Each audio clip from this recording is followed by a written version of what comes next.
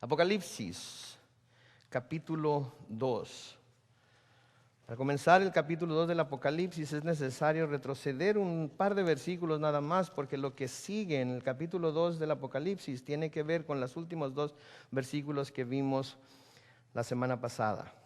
En el versículo 19 de Apocalipsis 1, el Señor Jesucristo, quien es aquel que está hablando con Juan, le da instrucciones de lo que va a hacer. Y las instrucciones que le da en el versículo 19 del capítulo 1 es: escribe las cosas que has visto y las que son y las que han de ser después de estas. El capítulo 1 entonces podemos determinar por las cosas que va a seguir diciendo el Señor aquí, que son las cosas que Juan ha visto. La visión del tema principal del libro de Apocalipsis, que es Jesucristo, el Rey glorioso que un día va a venir. El Rey glorioso que vino ya a la tierra como un bebé, que vino como un ser humano, pero no vino en toda su gloria. Vino a mostrarnos la gloria del Padre por medio de las obras que hizo.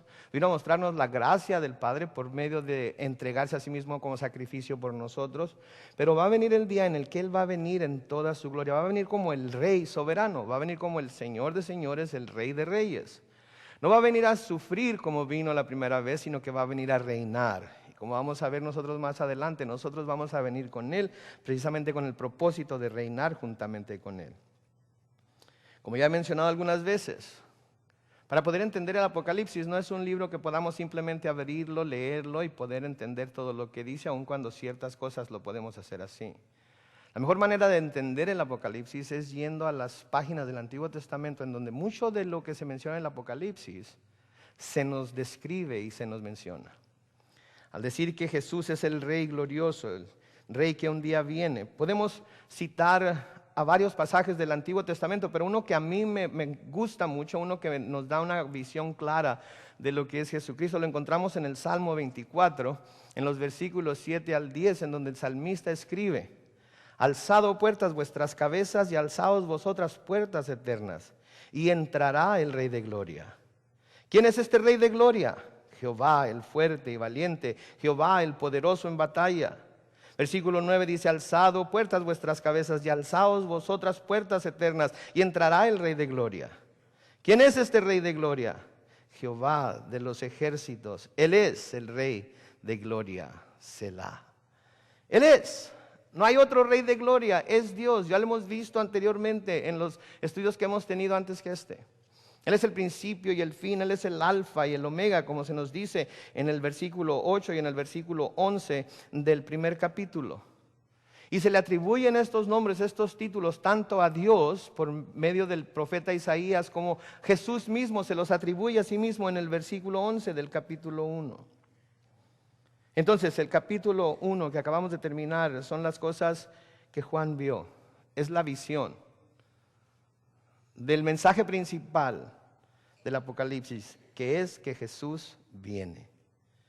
Que la venida de Jesús va a ser pronto. Que la venida del Rey de Gloria puede pasar en cualquier momento. En los capítulos 2 y 3 vamos a ver las cosas que son. Las cosas que son. Ahora, cuando nosotros decimos la palabra son, ellos son, ¿verdad? Inmediatamente lo identificamos con el tiempo presente. Ellos son ahorita en el presente. Pero la palabra son, que se usa aquí en el idioma griego, es la palabra eisi, E-I-S-I. Y el tiempo de este verbo se encuentra en presente indicativo. Significa que así como son las cosas entonces, así como son las descripciones que se nos dan de las iglesias entonces, así van a ser a través de todos los tiempos. Se nos está indicando que es algo que continuamente va a suceder. Se nos está indicando que es algo que está sucediendo en ese momento, pero que a través de todos los tiempos va a seguir sucediendo. Porque lo que se nos está dando aquí en los capítulos 2 y 3, pudiéramos decir que es la historia de toda la iglesia, desde su comienzo hasta llegar al final de lo que va a ser la iglesia, hasta llegar a la iglesia de la Odisea, que es una iglesia que el Señor mismo declara una iglesia tibia. Una iglesia que no es ni fría ni caliente, una iglesia que Él mismo dice que si no se compone, Él va a vomitar de su boca. Pero no solamente eso, sino que porque está en el presente indicativo nos quiere decir que las cosas que están sucediendo entonces van a seguir sucediendo a través de todas las edades. Porque todos sabemos que todo en esta vida va por etapas. Todo en esta vida tiene montes y tiene valles, toda nuestra vida tiene altas y bajas.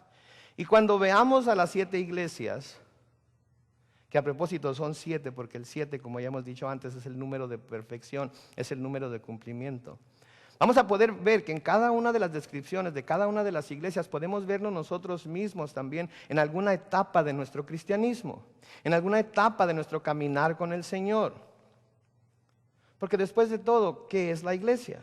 Ya lo hemos dicho, somos nosotros mismos los que estamos dentro del edificio, que venimos aquí a adorar a Dios, a servir a Dios, a aprender más de Dios, a acercarnos más a Dios, no es el edificio. Entonces la iglesia a través de los siglos ha pasado por estas etapas, pero eso no quiere decir que ya nunca más va a pasar por ninguna de ellas. Quiere decir que constantemente está sucediendo, algo que constantemente se está dando. Ahora de nuevo, se ha dicho otras veces, pero vale la pena recordarlo. El mejor comentario para entender lo que la palabra de Dios dice es buscar en la misma palabra de Dios. Entonces lo que hice fue buscar otra instancia en la cual esta palabra son se usara para poder darle un mejor entendimiento. Uno de los versículos que encontré lo encontramos en Primera de Juan, capítulo 5 y el versículo 8, en donde Juan escribe, y 3, note la palabra son, que es la misma palabra eisi, los que dan testimonio en la tierra, el espíritu, el agua y la sangre, y estos 3 concuerdan. 3 son. No quiere decir que eran solamente en aquel tiempo, siguen siendo ahorita mismo el espíritu, el agua, la sangre, estos concuerdan y estos dan testimonio aquí en la tierra. Entonces las cosas que son las cosas que han estado pasando desde el tiempo en el que la iglesia comenzó hasta nuestros días. Y vamos a poder identificar tanto como diferentes etapas de la iglesia a través de la descripción que se nos va a dar en los capítulos 2 y 3, como diferentes etapas de nuestro cristianismo también. Después nos va a decir o nos va a hablar acerca de las que han de suceder después de estas. Estos son los sucesos proféticos que describen la tribulación, que describen la segunda venida de Cristo, el reino terrenal del Señor Jesucristo aquí en la tierra durante 1000 años y luego el estado final. Son sucesos proféticos que describen estos diferentes sucesos de los cuales nos habla el libro del Apocalipsis. Ahora, mucha gente cuando se le dice que el libro del Apocalipsis, después del capítulo 4, la iglesia ya ha sido quitada de en medio, ya ha sido quitada del mundo, por lo tanto, el anticristo puede revelarse a sí mismo sin tener quien lo detenga, como nos dice Pablo en las cartas a los tesalonicenses. Dicen, entonces, si la iglesia ya no va a estar aquí, ¿para qué estudiar el libro del Apocalipsis? Bueno, hay muchas razones por qué estudiarla. Primero, porque queremos enseñar a todo mundo lo que va a suceder. Porque dentro de la iglesia, como el mismo Señor Jesucristo nos dice, crece trigo y crece cizaña. Y cuando el Señor Jesucristo venga por su iglesia, se va a llevar el trigo, pero la cizaña se va a quedar atrás. Yo no puedo identificar a ninguno de ustedes como trigo o cizaña. Pero conforme vamos haciendo las descripciones de esas iglesias que vamos a estudiar, vamos a poder ver cada uno de nosotros en donde nos encontramos. Y cuando nos veamos nosotros mismos en donde nos encontramos, entonces por la gracia de Dios, porque Jesucristo todavía no ha venido por su iglesia, aunque pudiera ser esta noche, podemos examinarnos y tomar las medidas necesarias para encontrarnos en la voluntad de Dios. Otra razón es porque al ver lo que va a suceder en el futuro, podemos anticiparlo nosotros y podemos prepararnos contra ello. Sabemos, se nos dice en el mismo libro del Apocalipsis, que va a llegar el día en el que va a haber una religión mundial, en que va a haber un gobierno mundial, en que va a haber una congregación de iglesias que se va a hacer una sola religión. Y porque sabemos que eso va a suceder cuando alguien nos llama a tomar parte de un movimiento ecuménico en el cual todas las religiones pueden reunirse y tener cuando menos el deseo de coexistir las unas con las otras, sin importar lo que una cree y la otra no cree, sin importar cómo una interpreta la Biblia y cómo la interpreta la otra, sin importar si se adora a Yahvé, el Dios de Israel, o a Alá, el Dios de los musulmanes, o a Buda, o a qué sé yo. Podemos anticipar por lo que el libro del Apocalipsis nos dice que eso es un movimiento del cual debemos de distanciarnos, porque finalmente nos va a llevar a creer en algo que va en contra de lo que la palabra de Dios dice. Ahora, en el último versículo del capítulo 1 se nos dice el misterio de las 7 estrellas que has visto en mi diestra y de los 7 candeleros de oro. Las 7 estrellas son los ángeles de las 7 iglesias y los 7 candeleros que has visto son las 7 iglesias.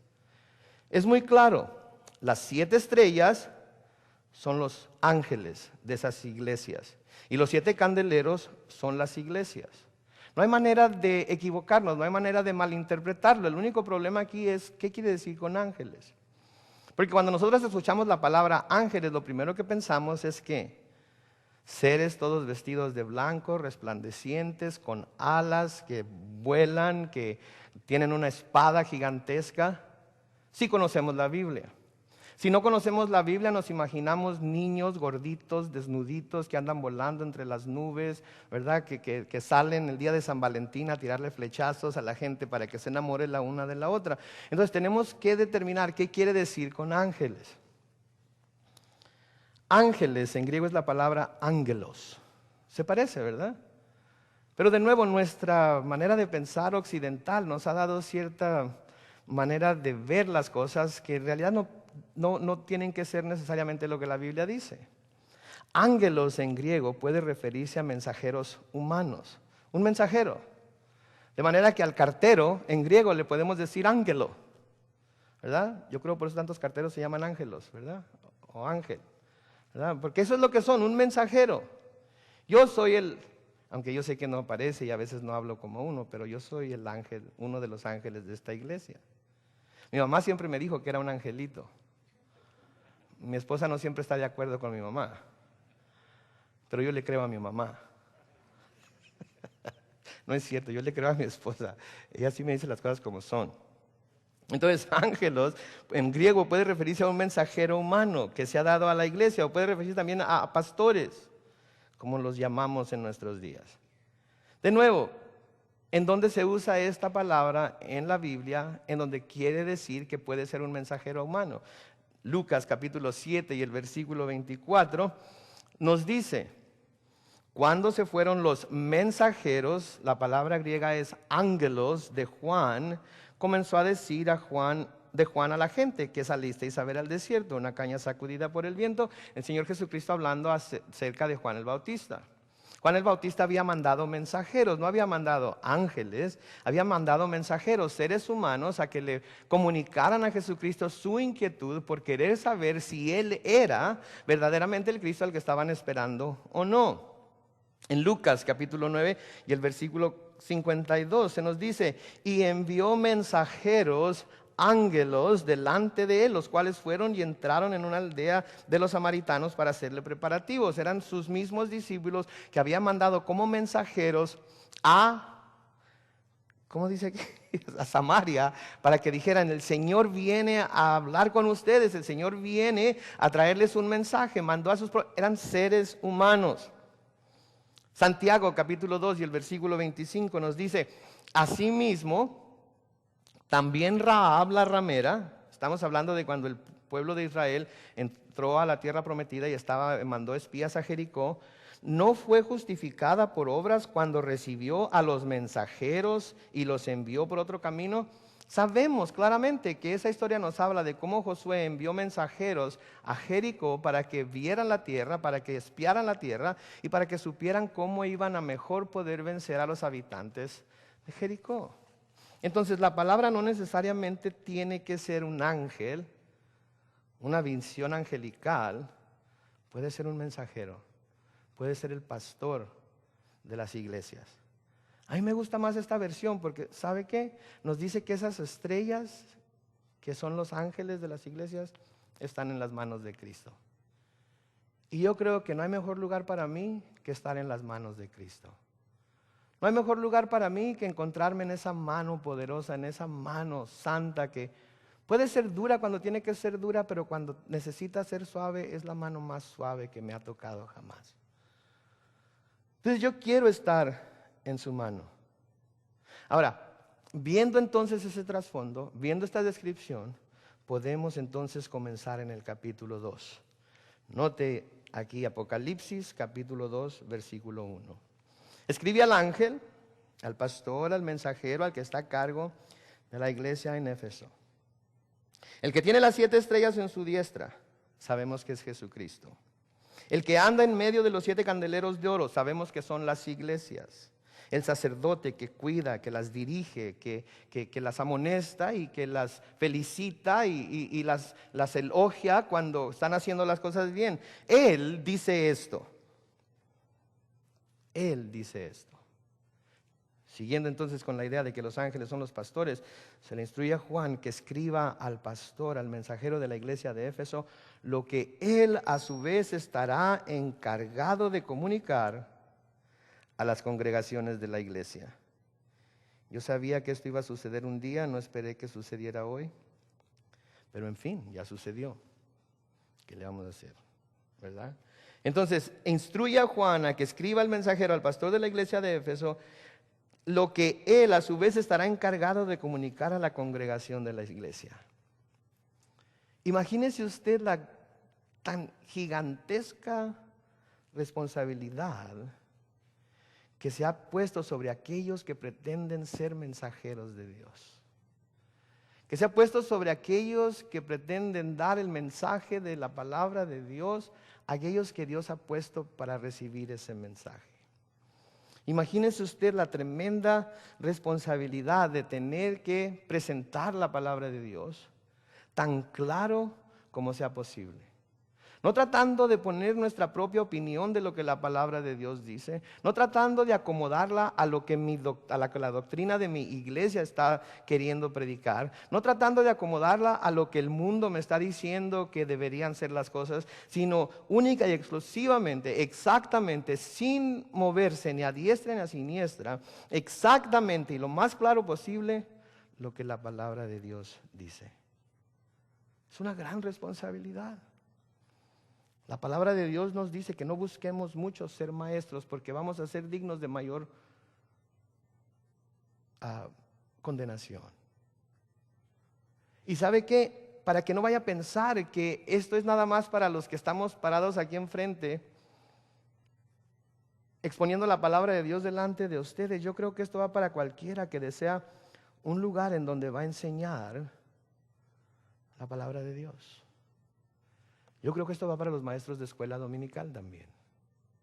Yo creo que esto va para los padres de familia que quieren enseñar la palabra de Dios a sus hijos.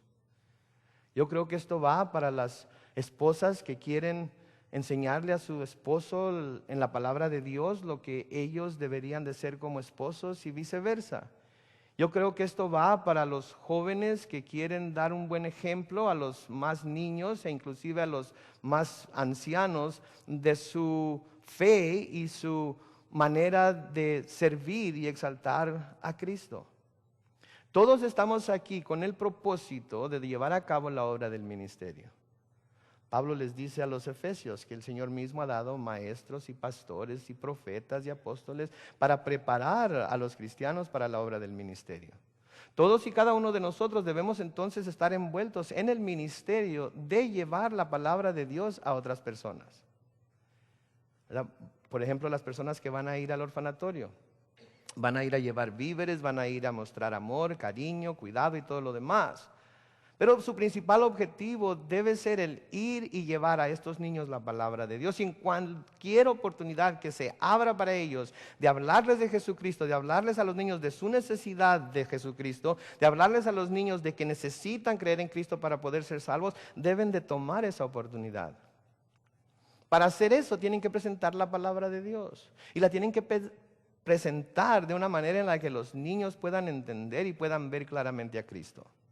Cuando estamos en el trabajo y se abre la oportunidad de presentar el plan de salvación, debemos de presentarlo de acuerdo a lo que la palabra de Dios dice y no de acuerdo a lo que nuestra idea del plan de salvación es. Para eso tenemos que estar instruidos en la palabra. Para estar instruidos en la palabra tenemos que leerla, meditar en ella nosotros mismos y venir a la iglesia para ser instruidos por otros también en cosas que quizás no podamos entender nosotros. Entonces esto va para cualquiera que desea un lugar en donde va a estar enseñando a otros la palabra de Dios. Entonces lleva este mensaje al mensajero, lleva esta carta al mensajero, el Rey resucitado, Cristo, el sacerdote entre las iglesias. Él dice esto. Sigue diciendo en ese mismo versículo que esta carta es para la iglesia de Éfeso. La palabra Éfeso quiere decir deseada.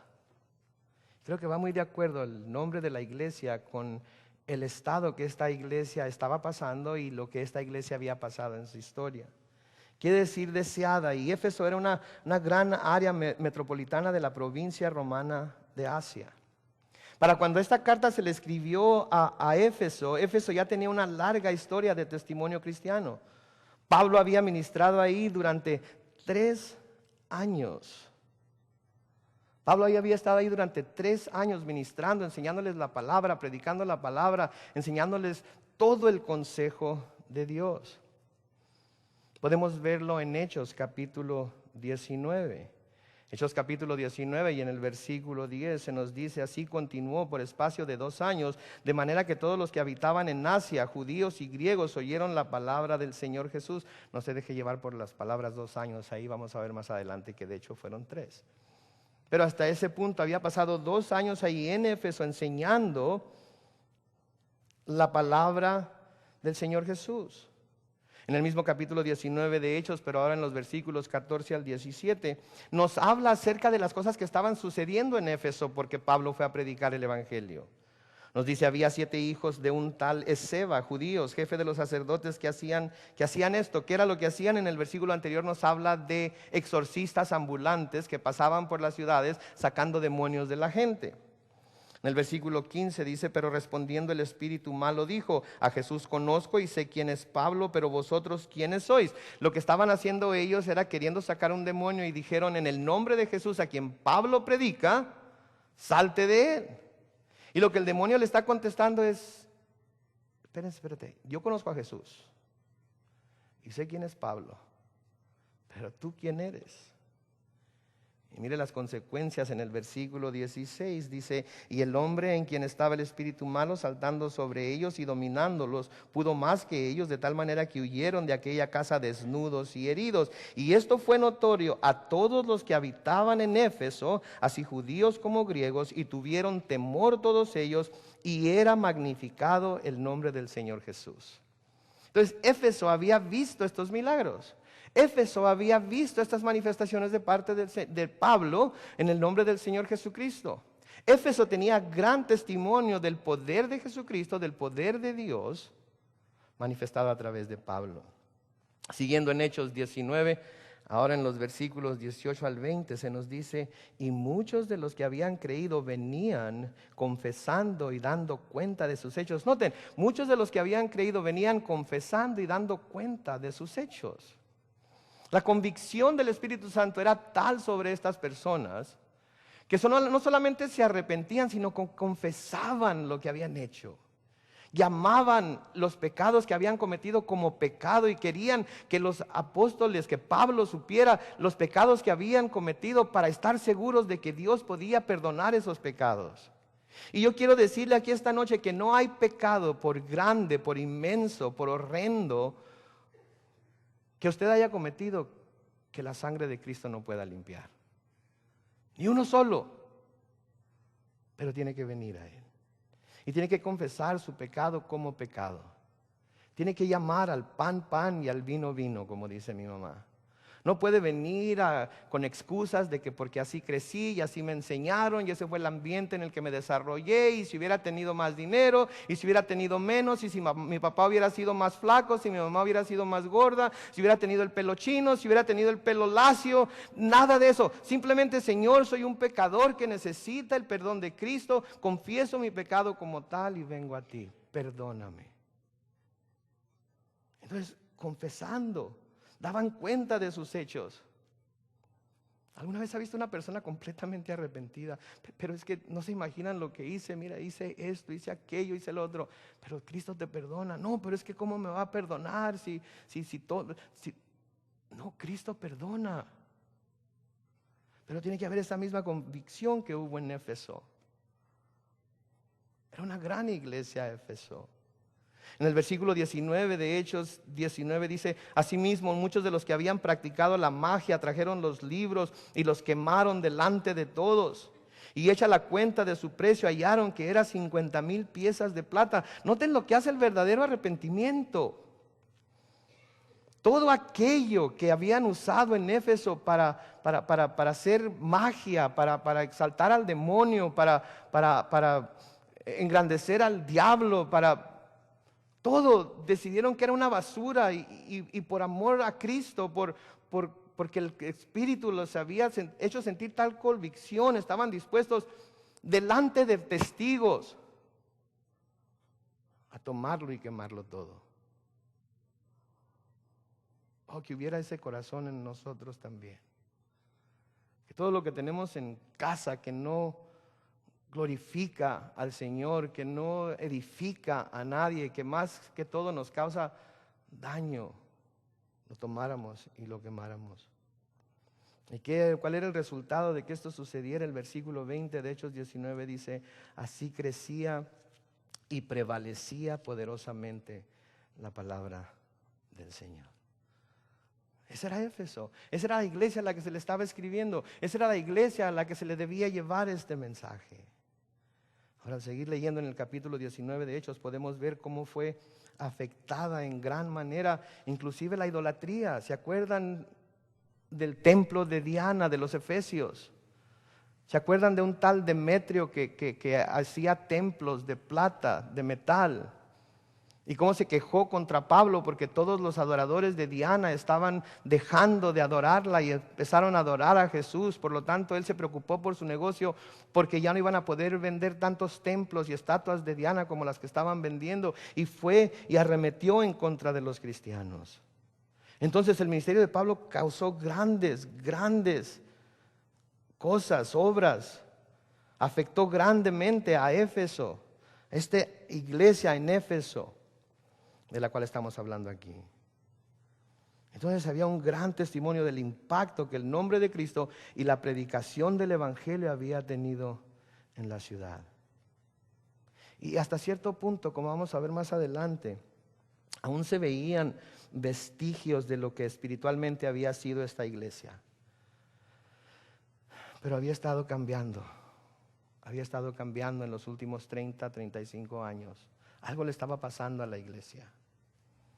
Como lo que le pasa a muchos cristianos conforme van caminando con el Señor, conforme van pensando que el camino es muy difícil.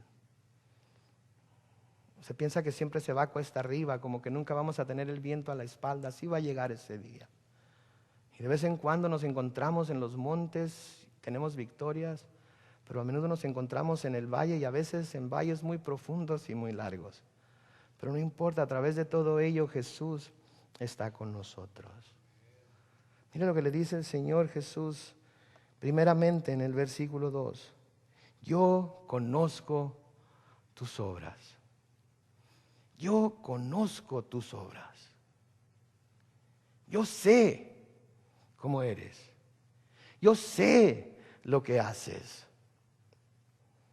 Nadie me tiene que venir a contar a mí si eres bueno o si eres malo. Nadie me tiene que venir a contar a mí las cosas buenas que estás haciendo, tus buenas obras o malas. Nadie me lo tiene que venir a contar. Yo conozco tus obras. ¿Qué sentiría usted si escuchara la voz del Señor Jesucristo detrás de usted diciéndole: Roberto, yo conozco tus obras? María, yo conozco tus obras. Carlos, yo conozco tus obras. ¿Qué haríamos? Dijéramos: qué bueno, Señor, porque entonces sabes lo arduamente que estoy trabajando por ti. Sabes cuánto te estoy sirviendo. Sabes cuánto lucho por obedecerte. O diríamos, ay Señor, no, por favor. Cierra los ojos. No veas. No quiero que me digas eso. Cuando el Señor conoce nuestras obras y no hay nada que no hayamos llevado a la cruz, que no hayamos puesto bajo la sangre de Cristo, que no hayamos confesado ya como pecado, ¿sabe qué? Podemos tener paz, consuelo y seguridad. Podemos tener paz, consuelo y seguridad, porque sabemos que no hemos escondido o tratado de esconder nada de Dios, porque sería inútil. Sería inútil. Es inútil. Sin embargo, ¿cuánta gente cree que puede poner la fachada, como decía el pastor Brian el domingo en la noche, de santidad, de piedad, de justicia, de amor, cuando en realidad por dentro son como sepulcros llenos de huesos, como decía el Señor Jesucristo de los fariseos? Yo conozco tus obras. Cuando nuestras obras no son esas, cuando todavía hay pecado escondido, pecado sin confesar, pecado que hemos mantenido según nosotros para nosotros mismos, sin decírselo a nadie, sin confesarlo delante de Dios, y decimos, mañana, todavía no he llegado al punto en el que lo pueda reconocer como pecado. Mañana, después, esto no puede ser tan malo, no me está yendo tan mal. Puedo seguir todavía. Cuando tenemos ese sentir y el Señor nos dice, yo conozco tus obras, nos llenamos de vergüenza, de temor, de duda. ¿Sabe qué? Le exhorto como su amigo, como su pastor, como su hermano en Cristo, confiese sus pecados delante de Dios. Él es fiel y justo para perdonarle sus pecados y limpiarle de toda maldad. Arrepiéntese, esté de acuerdo con él en que lo que está haciendo es pecado y deje su pecado a un lado. Dese una vuelta de 180 grados, como dice la conferencia de Ray Comfort. Y vaya en dirección opuesta a la que está caminando ahorita, y va a encontrar que no va a pasar mucho tiempo antes de que pueda sentir esa paz, ese consuelo, esa seguridad que solo Dios puede dar. Entonces el Señor le dice a la iglesia en Éfeso, yo conozco tus obras. Y luego noten en el mismo versículo 2, en la siguiente parte, y tu arduo trabajo y paciencia. Arduo trabajo y paciencia. Esta iglesia está trabajando arduamente, está haciendo un trabajo muy difícil. El trabajo que está haciendo no es algo fácil de hacer. No es fácil enfrentar el pecado y a los pecadores. No es fácil llamar el pecado como pecado. No es fácil llamar la injusticia como injusticia. Cuando todo el mundo está queriendo que vayamos en contra de lo que la palabra de Dios dice. Acabo de leer acerca de Kirk Cameron, que dijo en una entrevista que el homosexualismo iba en contra de Dios. Que no era bien visto por Dios, que era contra la naturaleza, que era algo malo de hecho para la sociedad. Se le echaron encima como leones sobre una gacela herida. No es fácil. Hay personas que sufren pérdida, algunas inclusive de sus vidas por hacer cosas como esas. Y el Señor Jesucristo aquí le está diciendo a la iglesia de Éfeso, yo conozco tus obras, yo conozco que estás haciendo un trabajo muy difícil. Yo conozco que ha sido un trabajo muy, muy arduo. Un trabajo arduo quiere decir una labor fatigosa, una labor que cansa. Yo no sé si usted alguna vez ha trabajado en el campo, especialmente piscando cebollas o ajos. Ay, Señor,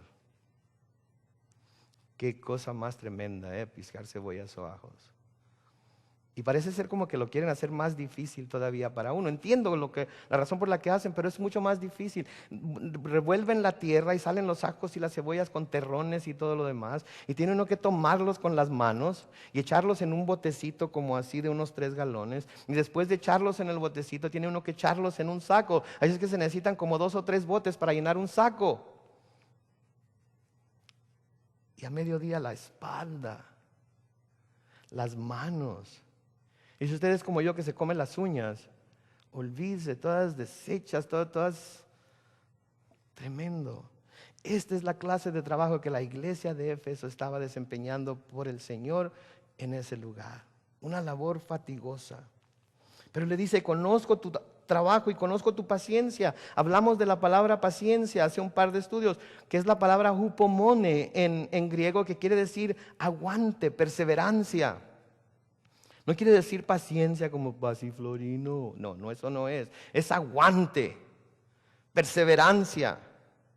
Yo sé que tu trabajo ha sido difícil, pero también sé que a pesar de ello no te has dado por vencido. Sigues adelante, sigues con el renglón en el dedo, sigues marchando hacia la meta, sigues esforzándote por hacer ese trabajo, por arduo y por fatigoso que sea, sigues todavía en el camino que debes estar. Yo conozco tus obras, yo sé lo que estás haciendo. Nadie me lo tiene que decir. Qué hermosa declaración de Dios. No tenemos que esperar que alguien nos palmee la espalda para saber que estamos haciendo bien. No tenemos que esperar que se nos reconozca para saber que estamos haciendo bien. El Señor sabe, conoce nuestras obras, conoce lo que nos cuesta, sabe cuán difícil es hacerlo a veces. Él ve. Y el libro de Hebreos nos dice que Él no es injusto para olvidarse de nuestro trabajo de amor. Y Pablo les dice a los Gálatas que nunca debemos cansarnos de hacer el bien, porque si seguimos adelante a su tiempo vamos a cosechar también. Dios es fiel. Tienes paciencia, tienes aguante, tienes perseverancia. A pesar de todo lo que te está sucediendo, tú sigues adelante. La siguiente parte del versículo 2 dice, y que no puedes soportar a los malos, y has probado a los que se dicen ser apóstoles y no lo son, y los has hallado mentirosos. ¿Sabe qué quiere decir no puedes soportar? Quiere decir no puedes soportar. No los soportas, no los apoyas, no los toleras. ¿Cómo se nos dice que tenemos que ser tolerantes en nuestros días, verdad? Tenemos que tolerarlo todo, pero que nos toleren a nosotros, olvídelo. Hoy estábamos viendo en YouTube que se va a abrir YouTube para todas las organizaciones con fines no lucrativos de presentar sus programas gratis en YouTube. Pero, si es una iglesia cristiana que tiene costumbre de proselitar a otras personas o tratar de convencer a otras personas de creer como usted cree, entonces usted no tiene esa habilidad. Óigame usted, yo quiero saber si le van a decir eso a algún musulmán. Yo quiero saber si le van a decir eso a GLAAD, esa organización de homosexuales. Yo quiero saber si le van a decir eso a Planned Parenthood, que ofrece abortos a cualquier tiempo de gestación. Yo quiero saber si le van a decir eso mismo a los políticos que están corruptos y que por un voto hacen lo que tengan que. Yo quiero saber si a ellos también se los van a prohibir. Tenemos que soportar a todos, tenemos que apoyar a todo mundo, tenemos que tolerar a todo.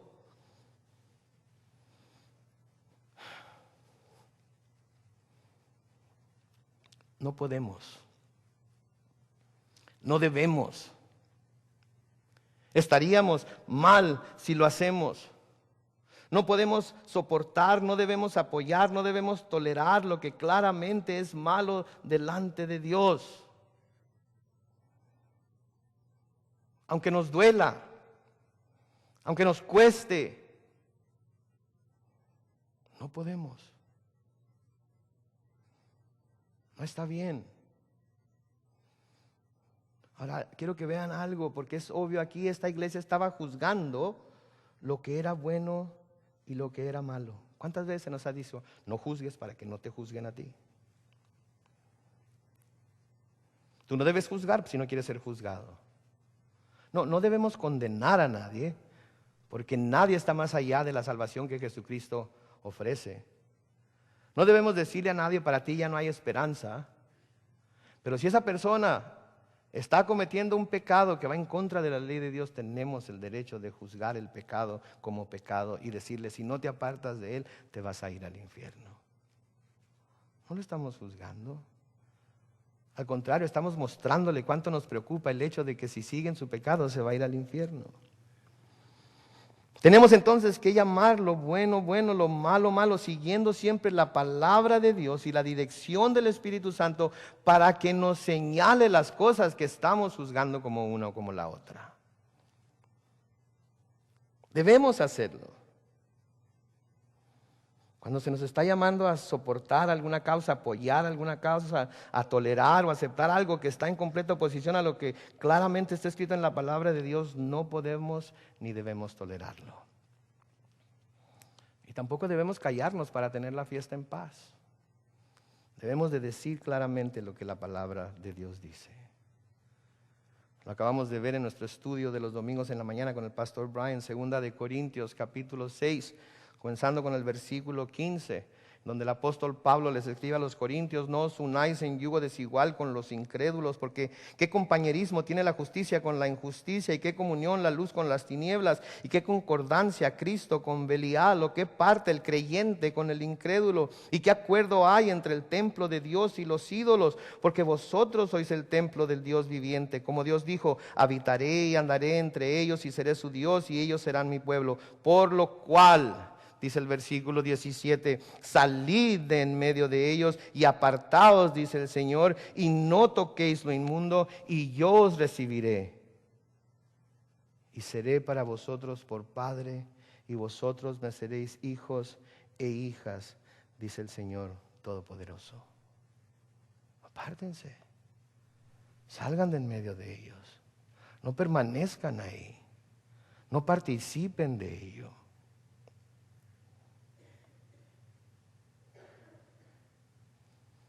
Leí una vez una historia, creo que la leí, de unos padres de familia que tuvieron una reunión familiar en su casa y uno de sus hijos resultó que era gay y trajo a su novio y querían dormir en el mismo cuarto y en la misma cama. Y el papá dijo: en mi casa jamás. Pero también tenían una hija que llegó a esa misma reunión, también con su novio, que no estaba casada. Pero a ella sí la dejaron quedarse con su novio adentro de la casa.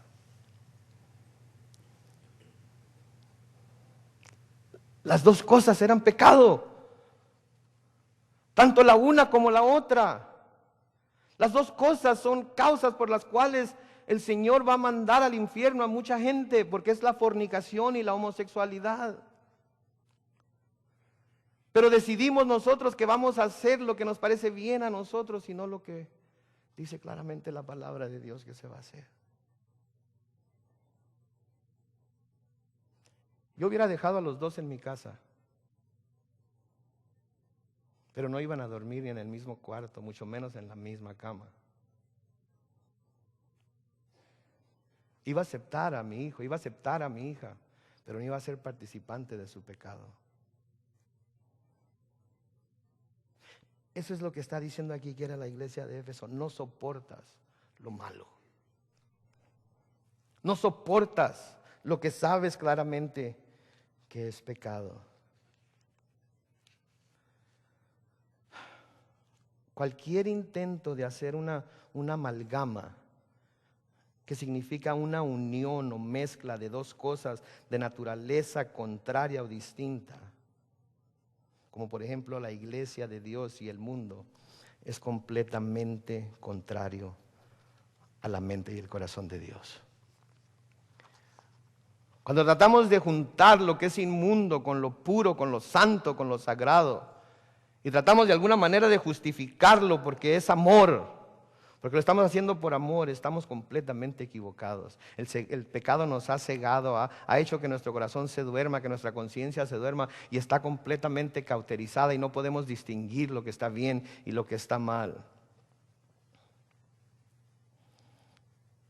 Otra cosa por la que el Señor felicita a esta iglesia es porque dice: has probado a los que se dicen ser apóstoles y no lo son, y los has hallado mentirosos.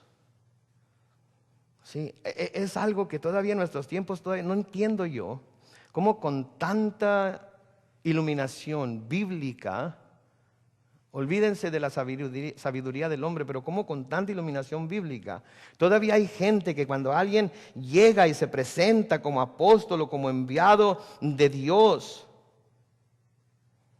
de alguna manera sienten que tienen que hacer todo y obedecer todo lo que esta persona dice, sin siquiera pasarlo por la luz de la palabra de Dios para ver si lo que esta persona está diciendo es verdad o no, si está de acuerdo con la palabra de Dios o no. La iglesia de Éfeso todo eso lo probaba, todo eso lo miraba primero a la luz de la palabra de Dios para ver si los que se decían ser apóstoles eran en verdad apóstoles. Tenemos que tener cuidado con esto entonces, porque hay gente que solo porque alguien viene con un mensaje especial de Dios para ti, yo soy el profeta fulano de tal, yo soy el apóstol fulano de tal. Porque de vez en cuando le atinan ahí a una que otra cosa que dicen.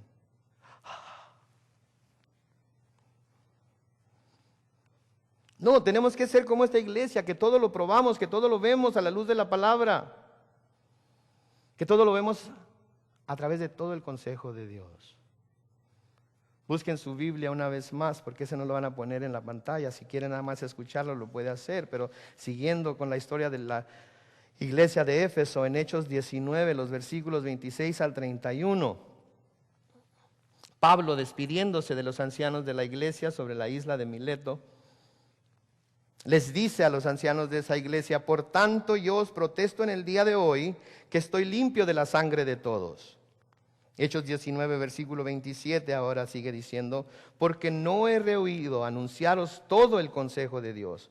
Por tanto, mirad por vosotros y por todo el rebaño en que el Espíritu Santo os ha puesto por obispos para apacentar la iglesia del Señor, la cual Él ganó por su propia sangre.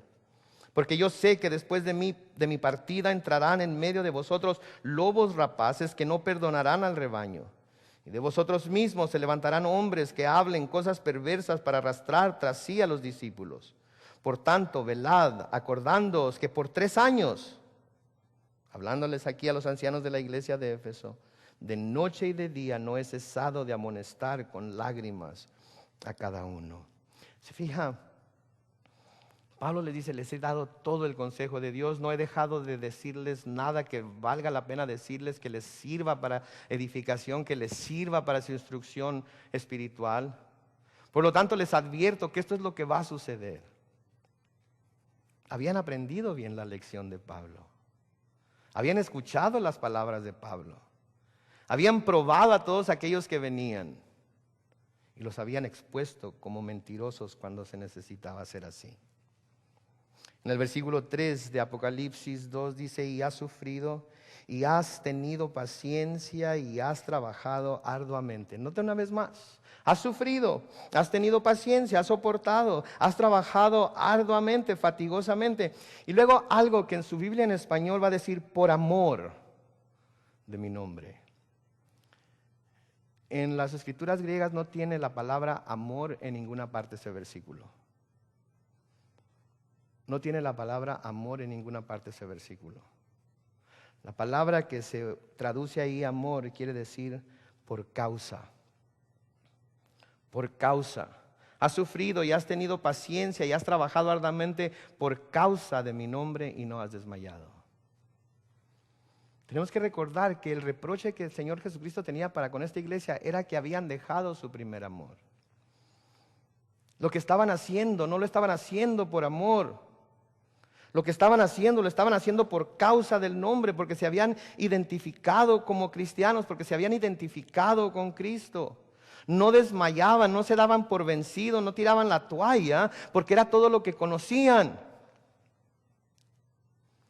Si hay muchos cristianos así, ya están enfadados de Cristo, están enfadados de la iglesia, están enfadados de servir, están enfadados de tener que doblegar su voluntad al Señor Jesucristo en todo.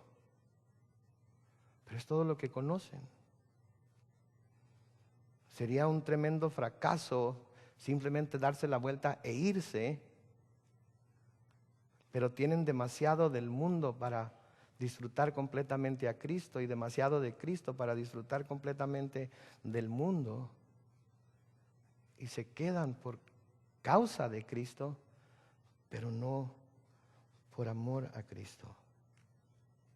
Él les dice, siguen luchando por mi causa, por mi nombre, pero como vamos a ver aquí ahorita, no es por amor, es por costumbre, es por obligación, es un servicio sin pasión.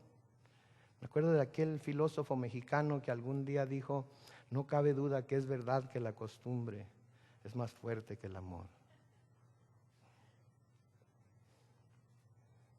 Costumbre. ¿Por qué cree que los mormones no dejan su iglesia mormona? Porque tienen temor de lo que van a perder.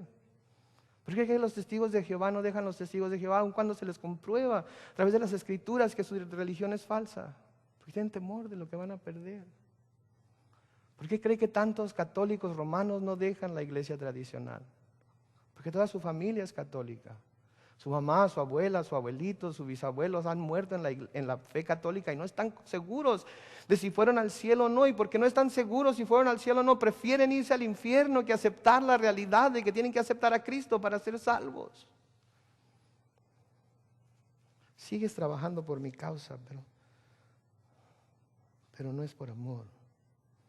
Es por obligación, es por costumbre. No, tus obras están faltas de pasión. Miren el versículo 4. Después de todos los elogios, después de todas las buenas palabras que el Señor con sin duda gracia y misericordia y amor usa para describir a la iglesia de Éfeso, enseguida viene el reclamo, el reproche de parte del Señor y les dice, pero tengo contra ti. Ay, qué palabras tan duras de parte de nuestro amoroso Salvador, ¿no es cierto? Tengo contra ti. ¿Tendrá algo el Señor contra nosotros? Estaremos pensando que por vernos tan ocupados, el Señor se complace en nosotros. Estaremos pensando que porque seguimos dando la batalla aquí y allá, el Señor se complace con nosotros. O tendrá que decirnos, pero tengo contra ti. Y luego note lo que dice, que has dejado tu primer amor. Has dejado. Note que no dice has perdido tu primer amor. Dice has dejado. ¿Sabe qué quiere decir eso? Que conscientemente. Nadie los forzó. Nadie los convenció. Ellos conscientemente han dejado su primer amor. ¿Y sabe qué? Lo primero que vino a mi mente cuando empecé a leer esto y empecé a pensar en ¿qué podría querer decir el Señor Jesucristo a la iglesia de Éfeso? Inmediatamente mi mente y mi corazón corrieron a 1 Corintios 13. 1 Corintios 13, los versículos 1 al 3, Pablo escribe y dice, si yo hablase lenguas humanas y angélicas y no tengo amor, vengo a ser como metal que resuena o címbalo que retiñe. Y si tuviese profecía y entendiese todos los misterios y toda la ciencia, y si tuviese toda la fe, de tal manera que trasladase los montes, y no tengo amor, nada soy. Y si repartiese todos mis bienes para dar de comer a los pobres, y si entregase mi cuerpo para ser quemado, y no tengo amor, de nada me sirve. Pero no es amor el uno por el otro. Nosotros cómo nos enamoramos, ¿no es cierto? Nos enamoramos de tantas cosas. Si miré una televisión de 55 pulgadas y ay, me enamoré de ella. La tengo que tener. Miré el carro ese de Buick nuevo verano con todo lo que tiene. Ay, me enamoré de él. Lo quiero en color plateado. A veces hay personas que le dicen a su esposa, es que ya no te amo. ¿Verdad? Le dicen a su esposa, es que ya no te amo. Me he desenamorado, existe esa palabra, me he desenamorado de ti. Ya no tengo amor. Pero se dan la vuelta y conocen a otra u otro y, ay, cómo lo amo. Él sí es mi soulmate. Él sí me entiende. Nos enamoramos tan fácilmente. Y ese primer amor es ese enamoramiento. Qué hermoso es, ¿verdad? Qué hermoso es. Podemos dejar a la novia que nos corte las uñas y se le pase un cuarto de pulgada y nos arranque medio dedo. Y no te preocupes, mi amor, no te preocupes. Va a volver a crecer el dedo.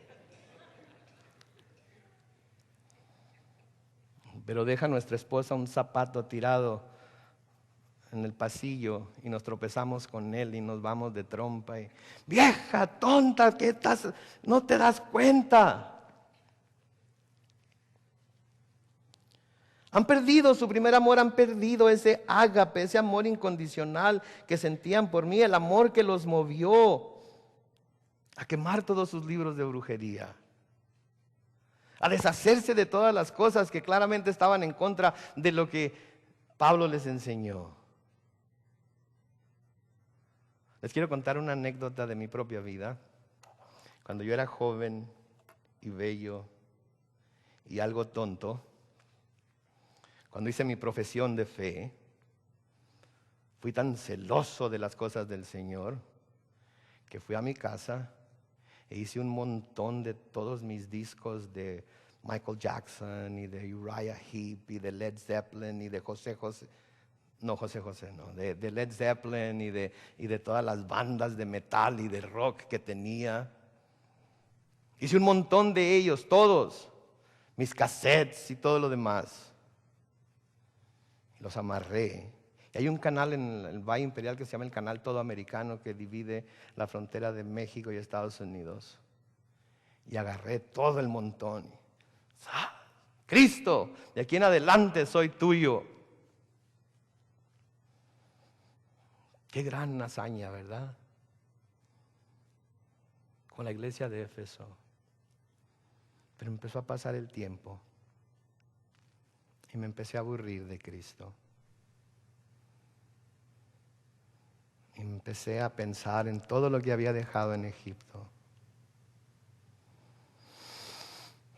Y años después de mucho sufrimiento y después de causar mucho dolor, en mi casa existían, ya no discos, los CDs de las mismas personas que había echado al canal. Así somos, de inconstantes. Así de fácil deja uno el primer amor. Así de fácil deja uno el celo. El amor que los había movido a quemar sus libros de brujería, el amor que los había movido a dejar la adoración de Diana, de los efesios,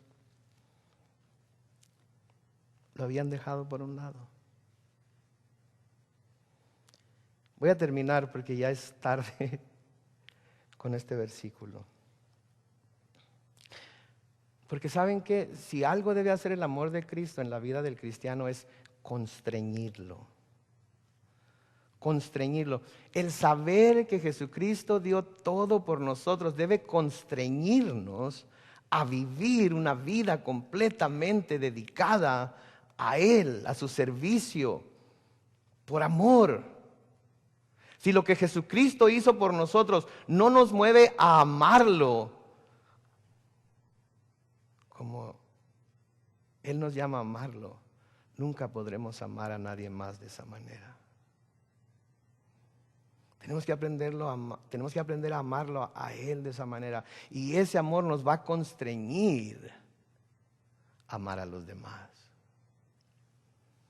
Pablo, en 2 Corintios, en el capítulo 5, los versículos 14 y 15, dice lo siguiente: porque el amor de Cristo me constriñe, me forza, me obliga, me mueve. Porque ese amor me hace pensar esto: que si uno murió por todos, luego todos murieron. Y por todos murió para que los que viven, note esto, y esta es la clave, ya no vivan para sí, sino para aquel que murió y resucitó por ellos. En eso consiste el primer amor. En eso consiste el amar a Cristo. En que nos damos cuenta de la grandeza que tuvo, del amor que tuvo que tener para venir y morir por nosotros. Y llegamos a la conclusión de que si Él, siendo Dios, se entregó a sí mismo por nosotros, no debe haber nada que nos impida a nosotros entregarnos por Él. El amor de Cristo debe constreñirnos, pero tenemos que dejar que nos constriña. Tenemos que dejar que nos mueva.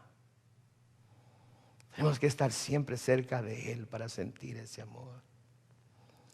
La iglesia de Éfeso empezó a decaer, empezó a irse en declive. Y es algo en lo que toda la iglesia a través de los siglos ha caído y de lo cual todavía no se ha podido levantar, sino que ha seguido en ese declive y no se va a detener hasta que llegue a los días de tibieza, de la cual se acusa a la iglesia de la Odisea y la cual muchos comentaristas dicen que es la iglesia en la que nos encontramos nosotros.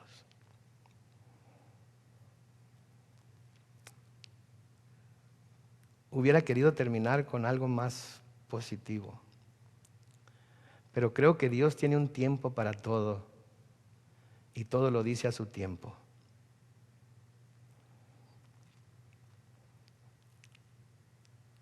Meditemos en lo que el Señor le está diciendo a la iglesia de Éfeso.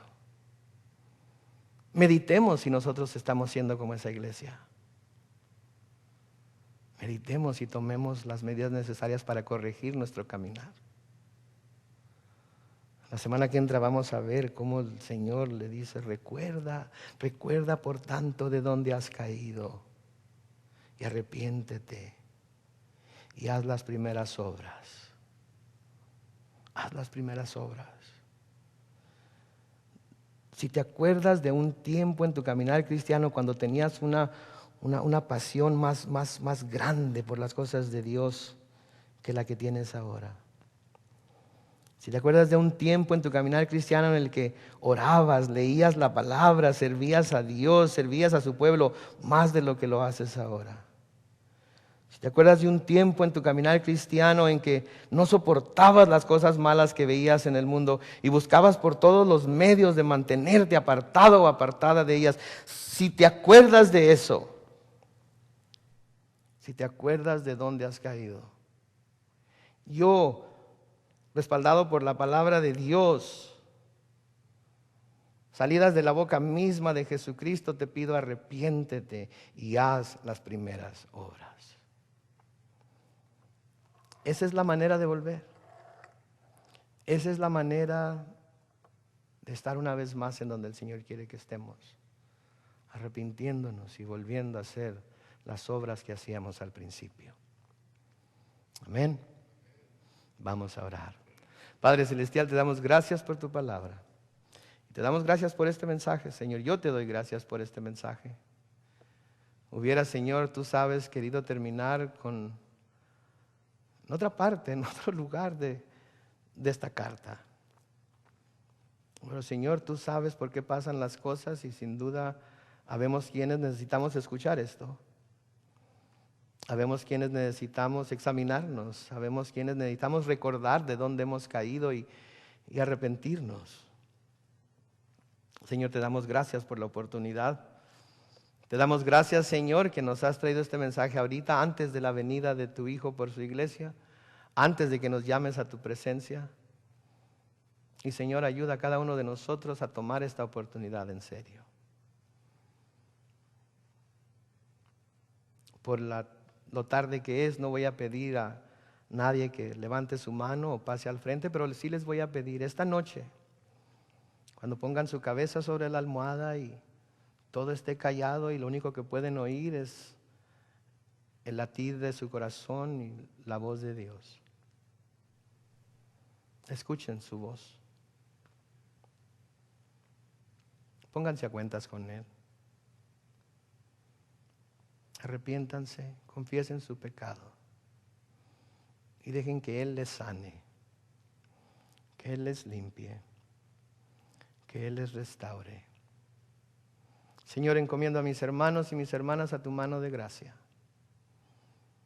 Te pido, Señor, que todos nosotros podamos entender lo que con tanto amor nos quieres decir a través de estas cartas. Bendecimos tu nombre hoy y siempre. En el nombre de Cristo Jesús, nuestro Señor y Salvador. Y todos los hijos de Dios dijeron, amén y amén. Dios les bendiga y nos vemos la semana entrante.